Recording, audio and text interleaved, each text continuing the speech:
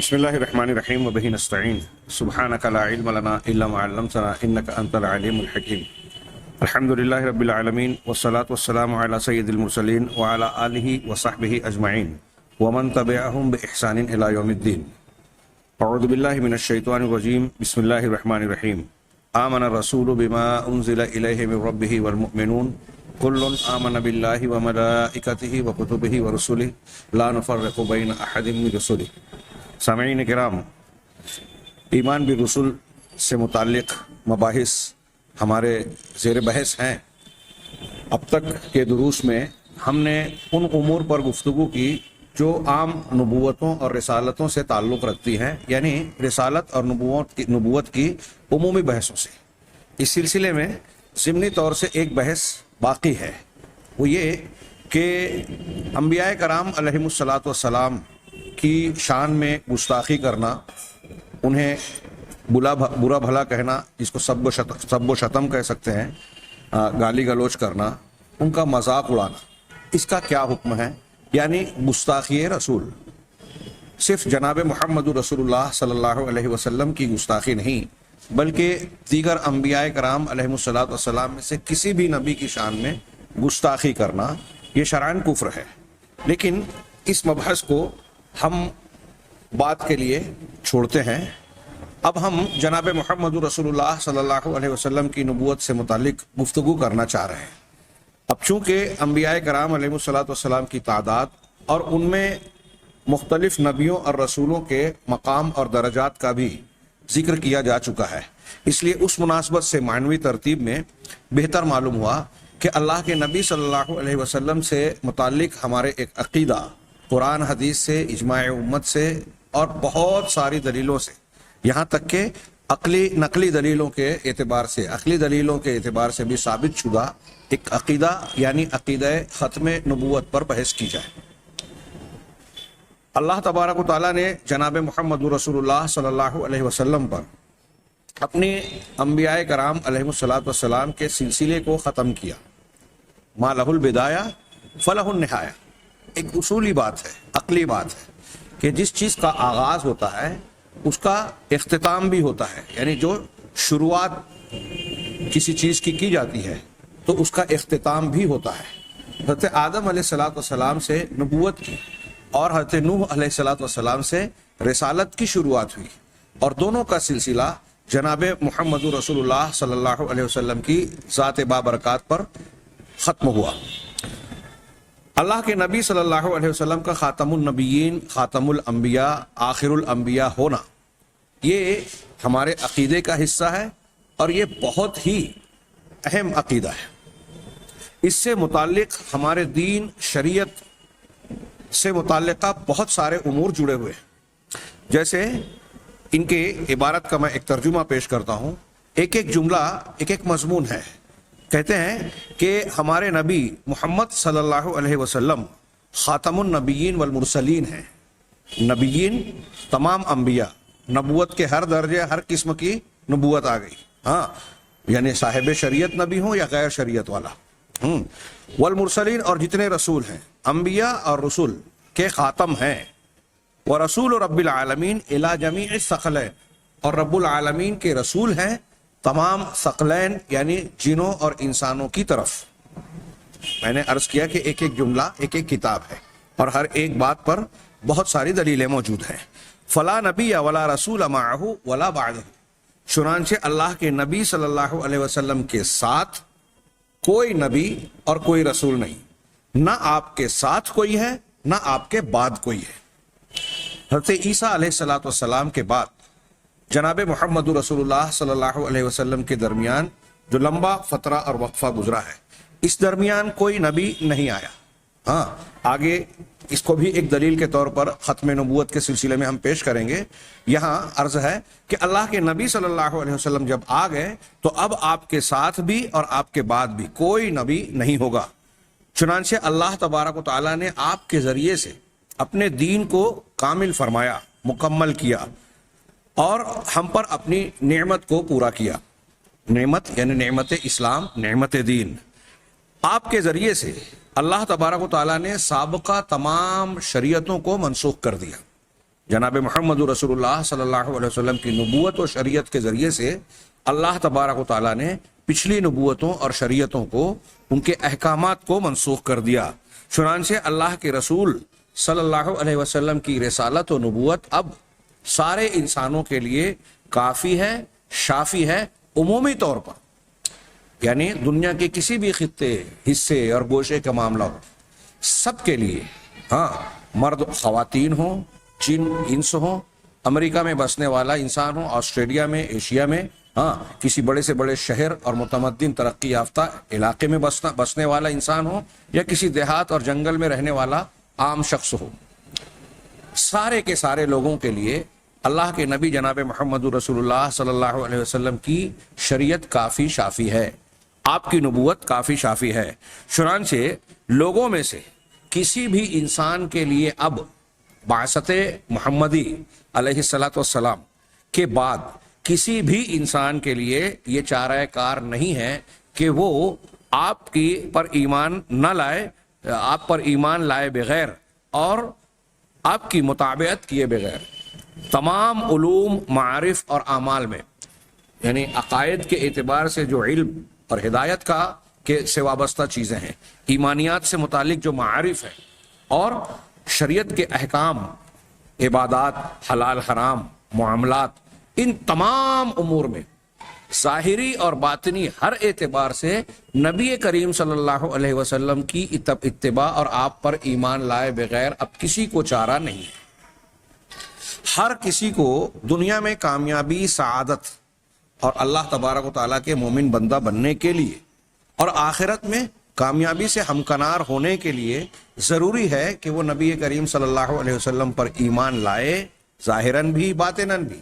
اور تمام علوم و معارف میں، عقائد و اعمال میں، اخلاقیات و زندگی کے جملہ متعلقہ امور میں، شعبوں میں نبی کریم صلی اللہ علیہ وسلم کی مطابعت اور اتباع کو لازم پکڑے، ظاہری طور سے بھی، عملی اور ظاہری طور سے، زبانی اقرار کے اعتبار سے، اور باطنی طور سے بھی، یعنی دل اور خیالات کے اعتبار سے بھی۔ اسی طرح اللہ کے نبی صلی اللہ علیہ وسلم کو چھوڑ کر اب کسی کے لیے دوسرے سابق انبیاء اور رسولوں کی اتباع اور پیروی کرنا اب جائز نہیں ہے۔ ہاں، اللہ کے نبی صلی اللہ علیہ وسلم پر وحی کا نزول ہو چکا، آپ کی بعثت ہو گئی، اور آپ نے اپنی نبوت کا جب اعلان کر دیا تو اب جہاں جہاں تک آپ کا پیغام اور نام پہنچا، وہاں کے کسی بھی فرد کے لیے یہ جائز نہیں ہے کہ آپ کو چھوڑ کر پچھلی نبوتوں اور رسالتوں اور تعلیمات، چاہے وہ آسمانی کتاب ہی کیوں نہ ہو، ان کو اپنی زندگی کا اصول اور دستور بنائے، اور جناب محمد رسول اللہ صلی اللہ علیہ وسلم کی تعلیمات اور شریعت کو چھوڑ دے۔ اس کے لیے کسی انسان کے لیے اب جائز نہیں ہے۔ ہاں، فلو ادرکہ، اگر اللہ کے نبی صلی اللہ علیہ وسلم کو اگر انبیاء پا بھی لیں، کوئی نبی آ بھی جائے، تو ان انبیاء کے لیے اللہ کے نبی جناب محمد رسول اللہ صلی اللہ علیہ وسلم کی اتباع کے بغیر چارہ نہیں ہے، جیسا کہ حدیثوں میں یہ مضمون بعض طرق سے مروی ہے، اور کئی انداز میں آیا ہے کہ اگر موسیٰ بھی زندہ ہوتے، آ جاتے، تو میری اتباع کے بغیر چارہ نہیں ہوتا۔ اور یہ بھی ثابت شدہ ہے، جسے ہم آگے جانیں گے، کہ قرب قیامت میں، خروج دجال کے موقع پر، جب حضرت عیسیٰ علیہ السلام آسمان سے نزول فرمائیں گے، تو اگرچہ وہ صاحب شریعت نبی تھے، لیکن نبوت محمدی کے دور میں ان کے آنے اور نزول فرمانے کی وجہ سے اگرچہ نبوت کے درجے پر وہ فائز رہیں گے، لیکن ان کی شریعت چونکہ منسوخ ہو چکی ہوگی، اس لیے وہ شریعت محمدی کے مطابق عمل کریں گے، شریعت محمدی پر عمل کریں گے۔ حنفیت، شافعیت، مالکیت، چشتیت، نقشبندیت، قادریت، ان سب پر بھی نہیں، صرف جناب محمد رسول اللہ صلی اللہ علیہ وسلم کا وہ دین جو قرآن اور سنت کی شکل میں وہ لے کر آئے تھے، سیدنا ابوبکر صدیق، عمر فاروق اور صحابہ کرام نے جسے اختیار کیا تھا۔ حضرت عیسیٰ علیہ السلام صاحب شریعت رسول ہونے کے باوجود اس پر عمل کریں گے، شریعت محمدی پر۔ اور اب کسی انسان کے لیے، یہاں تک کہ جیسا کہ یہ بیان کیا جا رہا ہے کہ کسی نبی کے لیے بھی اگر وہ آ جائیں تو نبی کریم صلی اللہ علیہ وسلم کی شریعت کی اتباع ہی کرنا ہوگی۔ اور چنانچہ نتیجہ کیا ہے؟ اللہ کے رسول صلی اللہ علیہ وسلم کی شریعت کے علاوہ اب کوئی شریعت نہیں ہے، اور اللہ تبارک و تعالیٰ کی عبادت اللہ کے نبی صلی اللہ علیہ وسلم کے بتائے ہوئے طریقے سے ہٹ کر کسی اور طریقے سے نہیں کی جا سکتی۔ آگے اگر کوئی شخص اللہ کی عبادت کرنا بھی چاہتا ہے تو جہاں اس کی عبادت کے اللہ کے یہاں مقبول ہونے کے لیے ایک بنیادی شرط یہ ہے کہ وہ اخلاص رکھنے والی عبادت ہو، اس میں اخلاص ہو، شرک یا کسی قسم کی اخلاص کی منافی اور مخالف چیز نہ ہو، وہیں دوسری انتہائی ضروری شرط یہ ہے کہ وہ عمل اور عبادت جناب محمد رسول اللہ صلی اللہ علیہ وسلم کے بتائے طریقے یعنی آپ کی سنت کے موافق ہو۔ اگر متابعت رسول نہیں ہے تو کوئی کتنی بھی شاندار، زبردست اور قربانیوں سے بھرپور عبادت انجام دے اللہ کے یہاں قابل قبول نہیں ہے۔ یہ بالکل ثابت شدہ اور متفق علیہ بات ہے، کوئی اسے مانے یا نہ مانے۔ چنانچہ اللہ کی عبادت کرنے کے لیے بھی جناب محمد رسول اللہ صلی اللہ علیہ وسلم کی تعلیم ہی ضروری ہے، اور جو شخص آپ کے دین اور آپ کی شریعت کے علاوہ کسی اور چیز کو دین و شریعت بنائے گا تو اللہ تعالیٰ کے یہاں وہ ہرگز قبول نہیں کیا جائے گا۔ اسی طریقے سے جو شخص نبی کریم صلی اللہ علیہ وسلم کی شخصیت سے متعلق اب سن لے اور اس حال میں اس کی موت واقع ہو جائے کہ وہ آپ پر ایمان لانے والا نہیں ہے، اس حجت کی بنیاد پر کہ وہ انبیاء کرام میں سے کسی نبی کی اتباع کر رہا ہے، اگر کوئی محمد صلی اللہ علیہ وسلم کی دین اور پیغام کو جاننے کے بعد یہ کہے مثال کے طور پہ کہ میں موسیٰ علیہ السلام کی شریعت کو ماننے والا ہوں، حضرت موسیٰ کو مان رہا ہوں، ان کی شریعت کو مان رہا ہوں، حضرت عیسیٰ علیہ السلام کی شریعت اور ان کتاب کو مان رہا ہوں، ہاں، یا حضرت نوح علیہ السلام یا کسی بھی نبی کی طرف نسبت کر کے دعویٰ کرے کہ میں ان کی اتباع کروں گا، اور جناب محمد رسول اللہ صلی اللہ علیہ وسلم پر ایمان نہ لائے، آپ کی اتباع اور شریعت کو اختیار کرنا ضروری نہ سمجھے، چھوڑ رکھے، اس کو دین نہ بنائے، شریعت نہ بنائے، تو وہ اصحاب النار یعنی جہنمیوں میں سے ہوگا۔ یہ بالکل متفق علیہ بات ہے۔ یہ جو باتیں انہوں نے کہی ہیں اس پر انہوں نے 20 حوالے دیے ہیں کہ یہ باتیں ان کتابوں میں آپ تفصیل کے ساتھ پڑھ سکتے ہیں۔ ہاں، اہل سنت والجماعت کے سلف اور خلف کے معتبر علماء کرام کی بہت ساری تحریروں سے یہ ساری چیزیں ثابت ہیں، اور جتنی باتیں کہی گئی ہیں یہ سب قرآن و حدیث کے بالکل واضح اور صریح دلائل سے ثابت ہیں۔ چنانچہ نبی کریم صلی اللہ علیہ وسلم محمد صلی اللہ علیہ وسلم کے تمام جن و انس کے لیے آپ کی رسالت کے عام ہونے پر اور اس بات پر کہ آپ خاتم النبیین ہیں، ساتھ ہی ساتھ اس بات پر کہ آپ کے آنے سے تمام رسالتیں اور تمام نبوتیں منسوخ ہو چکی ہیں، اب کوئی شریعت اور کوئی رسالت باقی نہیں ہے، اللہ کے یہاں قابل قبول نہیں ہے، شریعت صرف رسول اللہ صلی اللہ علیہ وسلم کی شریعت ہی ہے، دین صرف آپ ہی کا اللہ کے یہاں قابل قبول ہے، اور کسی انسان کے لیے آپ کے علاوہ کسی اور نبی اور پیغمبر کی اب متابعت، ان پر ایمان لانا تو ضروری ہے تمام انبیاء پر، لیکن متابعت یعنی اتباع اور شریعت اور دین کے اعتبار سے جس طریقے کو اختیار کرنا ہے وہ صرف جناب محمد رسول اللہ صلی اللہ علیہ وسلم کا طریقہ اور آپ کی تعلیم اور شریعت ہے اس پر، اور یہ کہ آپ پر وحی کا نزول ہوا اور آپ کے وحی پر، آپ کے نزول وحی کے بعد اب آپ ہی کی بات قابل اعتبار رہ گئی، کسی اور کی نہیں۔ یہ جتنی باتیں بیان کی جا رہی ہیں اس پر بہت ساری دلیلیں موجود ہیں۔ یہاں میں عرض کرنا چاہتا ہوں کہ جتنی باتیں ابھی ہم نے جانی تمہید کے بعد، اور سب اصولی اور انتہائی اہم باتیں ہیں، ہاں، یہ ساری باتیں نبی کریم صلی اللہ علیہ وسلم کے خاتم الانبیاء خاتم النبیین ہونے سے جڑی ہوئی ہیں۔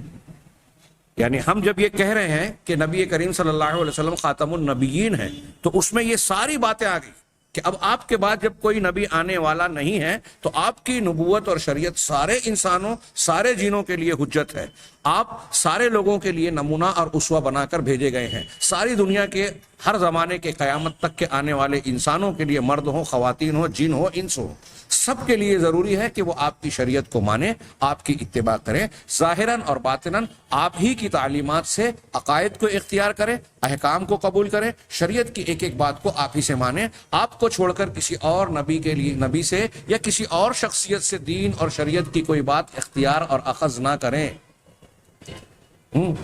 یہ بات ساری کے ساری نبی کریم صلی اللہ علیہ وسلم کے ختم نبوت سے جڑی ہوئی ہے۔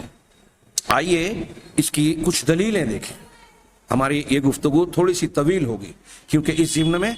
جن لوگوں نے ختم نبوت کی شاندار اور انتہائی مضبوط عمارت پر نقب لگانے کی کوشش کی، ہاں، اور ختم نبوت کے عقیدے پر ڈاکہ ڈالنے کی کوشش کی، یہ تاریخ کے مختلف ادوار میں ہے اور آج تک یہ کوشش جاری ہے، بلکہ اس کوشش کو کرنے والی مختلف تحریکیں اور تنظیمیں اسلام دشمن عناصر کی موجود ہیں، لہذا اسے اچھی طرح سمجھنا چاہیے اور دلائل کے ساتھ ان کے استدلالات اور ان کے جوابات کو بھی کم سے کم سرسری طور سے نظر سے گزارنا چاہیے۔ اس لیے ہم ان کا سرسری طور پر جائزہ لیں گے۔ ہاں، سب سے پہلے آئیے ان کے دلائل کی طرف۔ نبی کریم صلی اللہ علیہ وسلم کے خاتم النبیین ہونے کی دلیلیں۔ سب سے پہلی دلیل اللہ تبارک و تعالیٰ کا سورۃ الاحزاب کا یہ مشہور اور معروف فرمان۔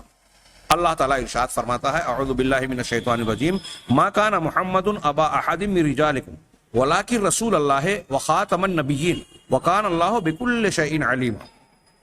سورہ احزاب کی آیت نمبر 40 کہ محمد صلی اللہ علیہ وسلم تم میں سے، تمہارے مردوں میں سے کسی کے باپ نہیں ہیں۔ ہمارے یہاں کچھ لوگ کہتے ہیں کہ آپ روحانی باپ، مربی کی حیثیت سے، تربیت کی حیثیت سے، وَيُزَكِّيهِمْ وَيُعَلِّمُهُمُ الْكِتَابَ وَالْحِكْمَةَ کے تحت، ہاں، اس معنی میں تو کہا جاتا ہے، لیکن آپ کو مردوں میں سے کسی کا باپ نہیں بنایا گیا۔ وَلَٰكِن رسول اللہ، ہاں، آپ اللہ کے رسول ہیں،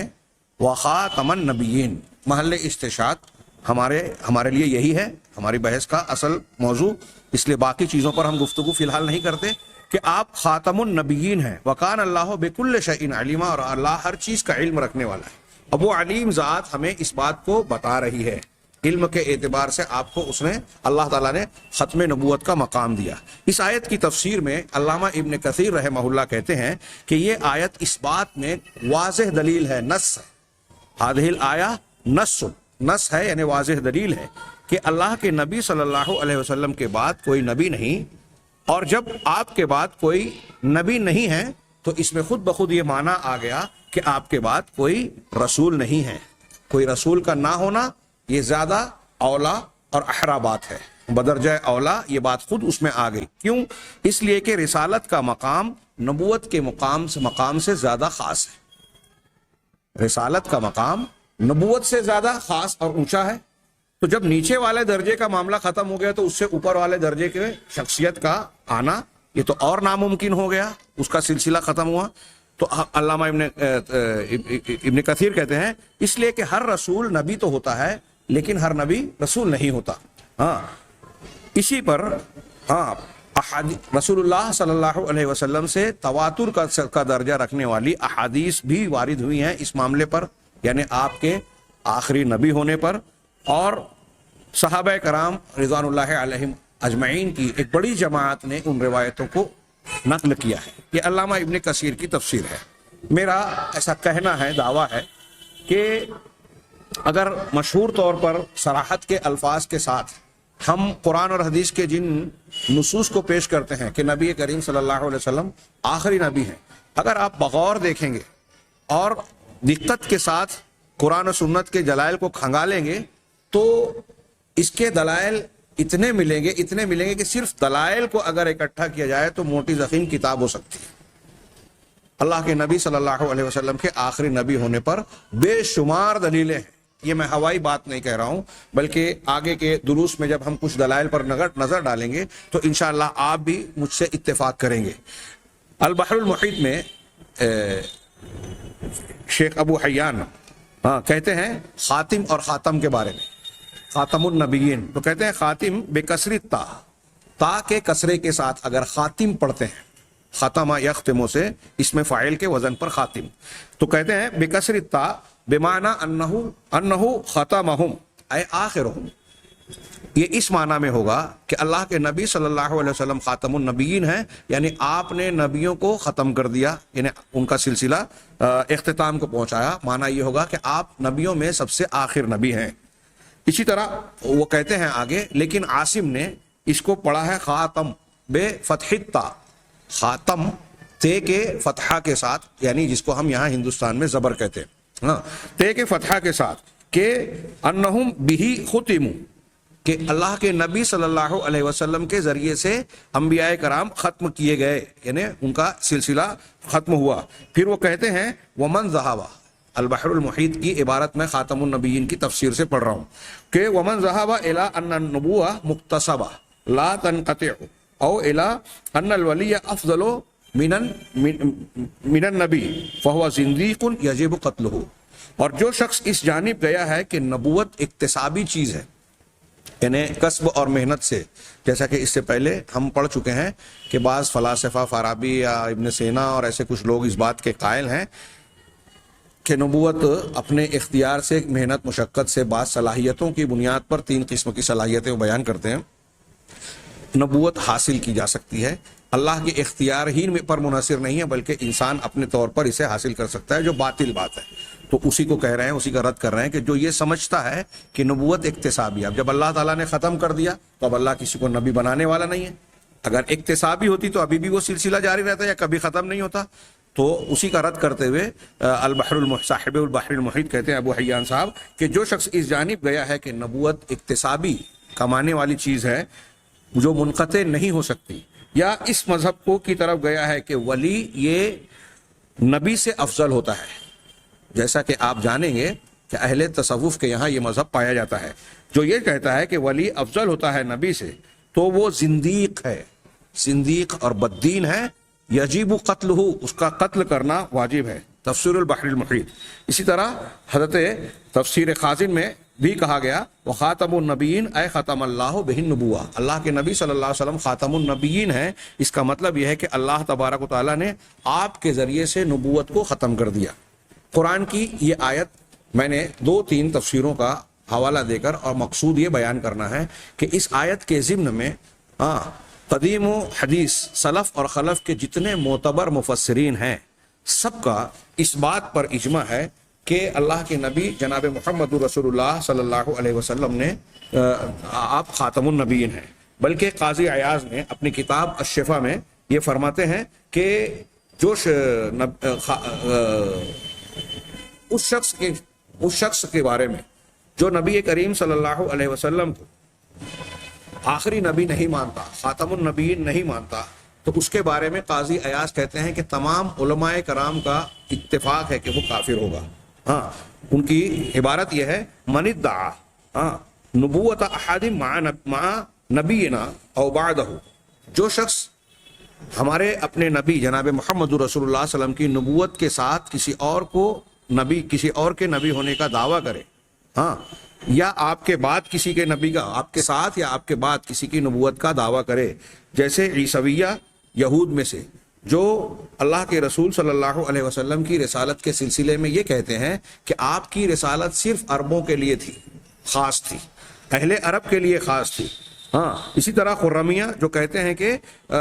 رسولوں کا سلسلہ جاری رہنے والا ہے، بند ہونے والا نہیں ہے. تو یہ سارے کے سارے، اور وہ لوگ بھی جو یہ کہتے ہیں فلاسفہ میں سے کہ نبوت اکتسابی چیز ہوتی ہے، کمائی جا سکتی ہے، تو کہہ رہے ہیں کہ علامہ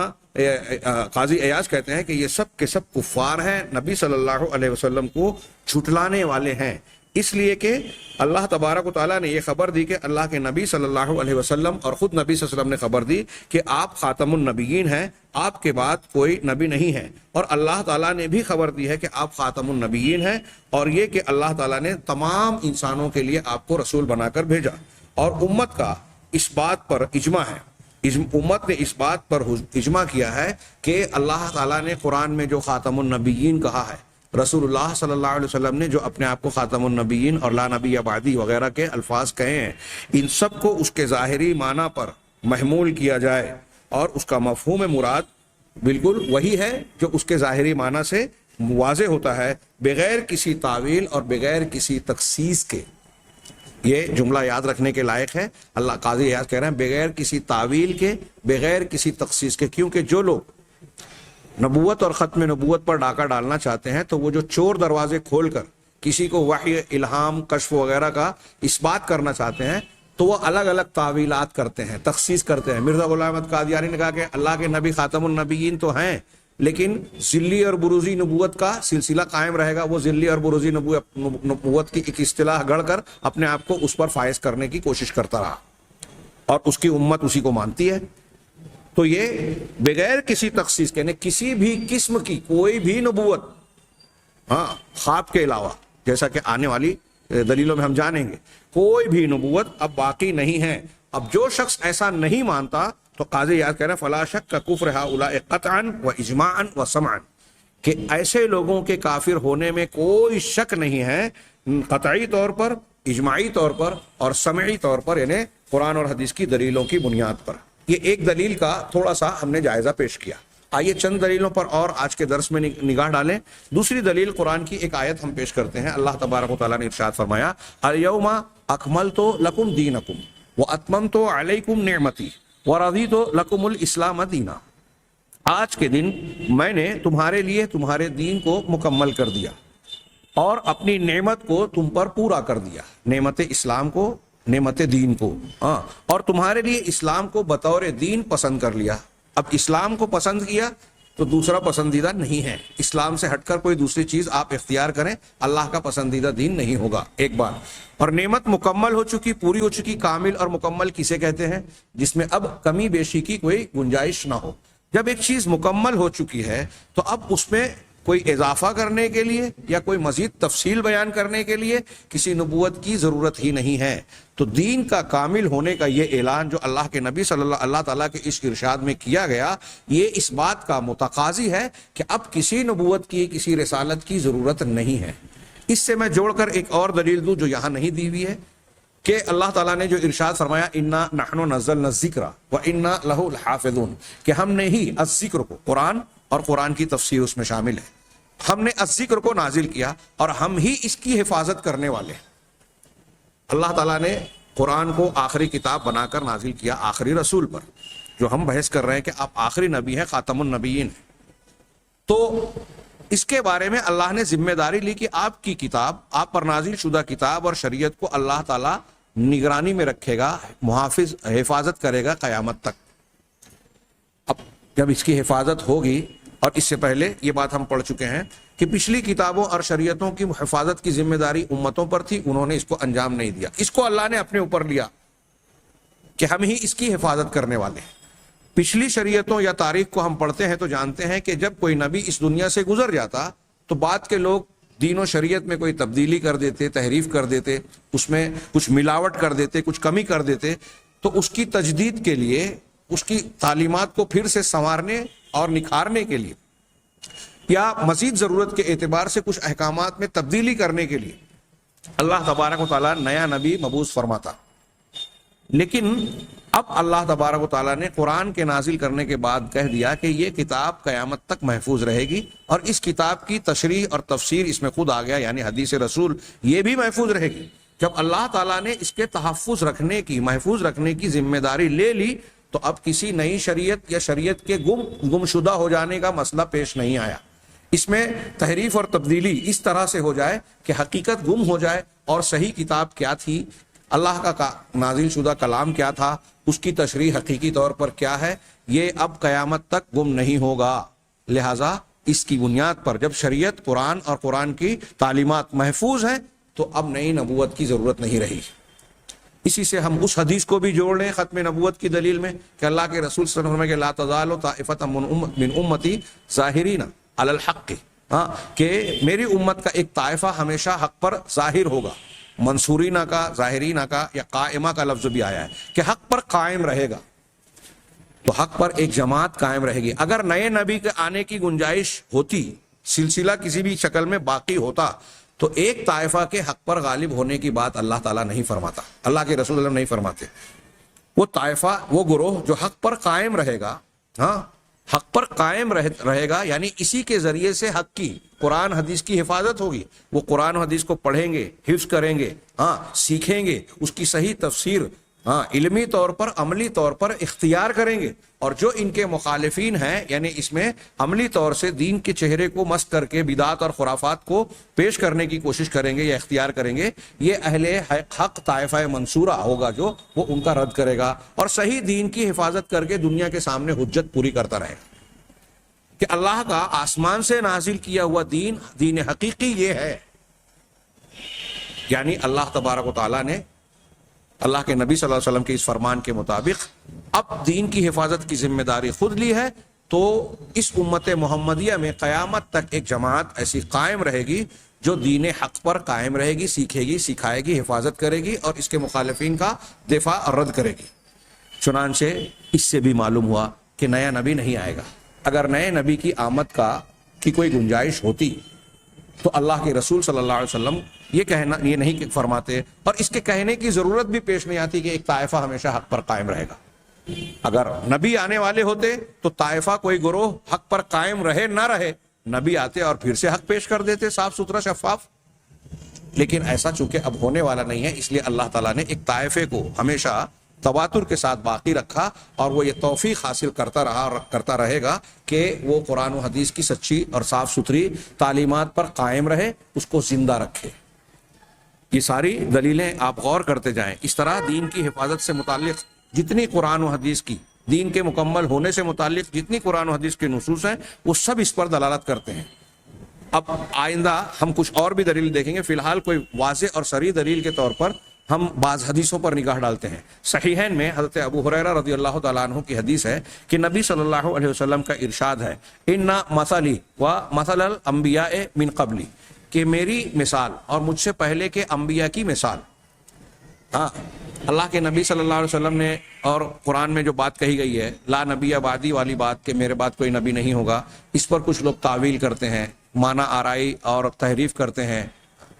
رنگ آمیزی کی کوشش کرتے ہیں۔ لیکن یہ جو حدیث ہم پڑھنے جا رہے ہیں، سننے جا رہے ہیں، اس میں جو مثال دی ہے اللہ کے نبی جناب محمد رسول صلی اللہ علیہ وسلم نے، وہ مثال ایسی ہے کہ اس کو یہ کوئی تعویل کر کے اس کے معنی کو جو ہے پھیر نہیں سکتا۔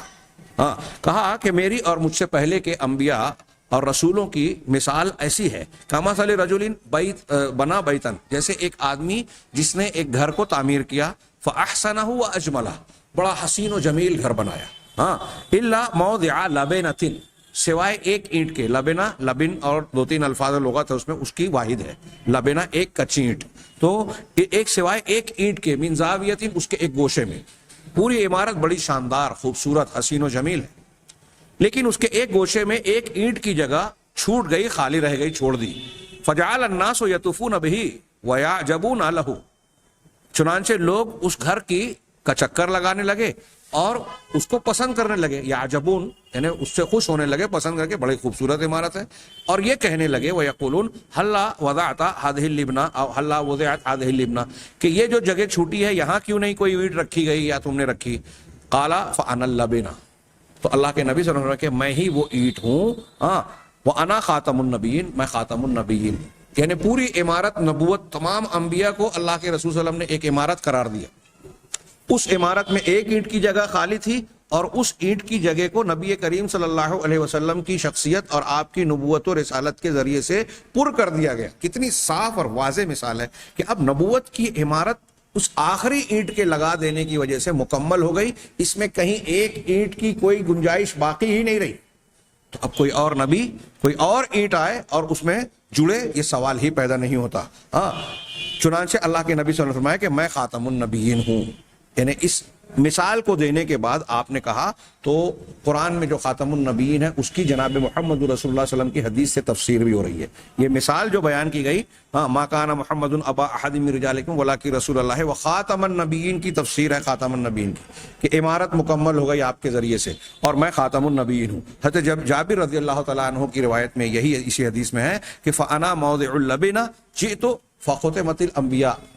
فختمت الانبیاء، دونوں پڑھ سکتے ہیں کہ میں اس خالی اینٹ کی جگہ میری ہی جگہ ہے، میں ہی ہوں، چنانچہ میں اس جگہ پر رکھ دیا گیا، عمارت مکمل ہو گئی۔ چنانچہ آپ نے فرمایا جی تو میں آیا ہوں اور میں نے انبیاء کو ختم کر دیا۔ اب وہ ہر قسم کے نبی ہوں، صاحب شریعت ہوں، غیر شریعت والے انبیاء، بنی اسرائیل میں ایسے کئی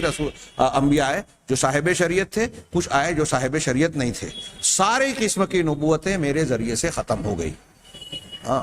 یہاں ابھی اس سلسلے میں بڑی زبردست اور شاندار دلیلیں موجود ہیں، اور مخالفین کے استدلالات اور ان کا رد بھی کرنا ہے۔ انشاءاللہ آئندہ دروس میں ہم انہیں جانیں گے۔ اللہ تعالیٰ سے دعا ہے کہ وہ ہمیں صحیح علم اور صحیح عمل کی توفیق عطا فرمائے۔ وآخر دعوانا ان الحمدللہ رب العالمین۔